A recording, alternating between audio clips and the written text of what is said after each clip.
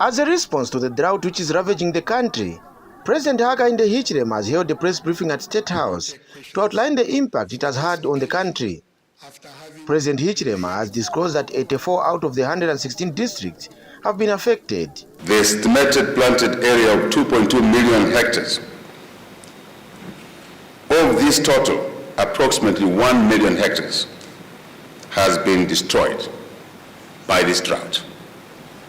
The dry spell is projected to continue even into the month of March.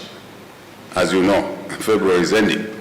We will work to ensure that additional maize and other foods are brought in the country or mobbed around within the country, wherever they are, to address this deficit. I'm a believer that before we place an import process, Minister of Agriculture, we must mop the food that is already available in the country. President Hichilema said apart from affecting the agriculture sector, the drought is also going to affect the nation's electricity supply. Equally affected, as I said earlier, is the energy sector that is expected to have a deficit of close to 450 megawatts. This may even extend to well over 500 megawatts of electricity this year.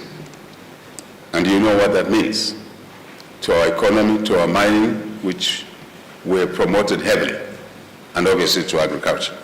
We shall look at importing additional electricity, including rationing electricity, as is necessary.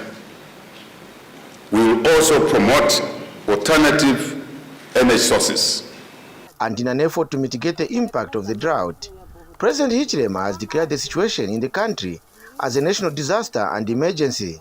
We hereby declare the prolonged drought spell as a national disaster and emergency. Officially, we're declaring today. And this has been out of scientific work that was done, studies that were done, flights were taken around the country, and other instruments that were used to help us arrive at this decision today. In view of the foregoing, your government will undertake many actions to ameliorate the situation. We call upon all our partners, cooperating partners, local and international, to avail any excess food they may have and other foods.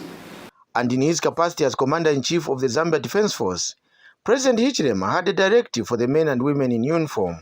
All the defense forces to be involved in this fight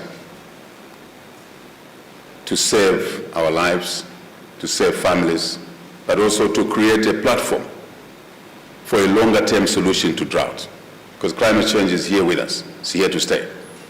So the defense forces henceforth will be directed, have been directed to support in the food production. Some of them are already in food production and already have irrigation capacity. But going forward, from today, they will be required to do more. A multi-sectoral team will soon be set up to lead the way in implementing mitigation measures as a response to the drought. The team will work with line ministries and the Disaster Management and Mitigation Unit, TMMU. Paul Shalala, ZNBC News, Lusaka.